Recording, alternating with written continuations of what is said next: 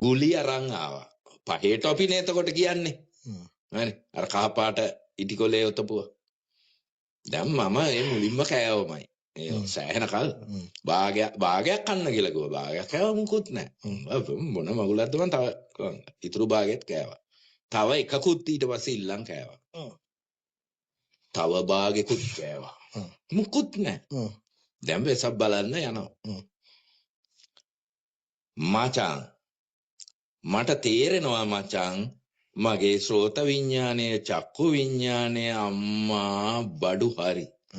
මචං ඈත මගුල් සක්වල කෙලවරෙන් මචං ස්ටාර්ට් කරනවා කාර් ඇහෙනවා. ඒ ස්ටාර්ට් කරන කාර් එක මචං ඇවිල්ලා මගේ කොන්ද ළඟට එනවා මචං.